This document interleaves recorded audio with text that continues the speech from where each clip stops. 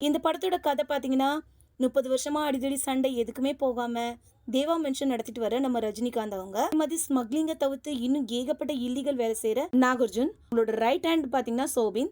நாகார்ஜுனுக்காக எது வேணாலும் செய்வாங்க. இப்படி இருக்க நம்ம ரஜினியோட க்ளோஸ் ஃப்ரெண்டான சத்யராஜும் பார்த்தீங்கன்னா ஹார்ட் அட்டாக்ல இறந்த விஷயம் நம்ம ரஜினி அவங்களுக்கும் தெரிய வர சத்யராஜை பார்க்கறதுக்காக பார்த்தீங்கன்னா வீட்டுக்கு போவாங்க. போன இடத்துல நம்ம சத்யராஜோட 3 பொண்ணுங்கள்ல ஒரு பொண்ணான ஸ்ருதிகாசனும் பார்த்தீங்கன்னா ரஜினியை கோபமா திட்டி வீட்டை விட்டு வெளியே அனுப்பிடுவாங்க. அதே மாதிரி சத்யராஜ் சாவுல சந்தேகப்பட்டு விசாரிக்க போது தான் தெரியும் சத்யராஜ் ஹார்ட் அட்டாக்ல சாகல, அவங்கள யாரோ கொலை பண்ணியிருக்காங்கன்னு.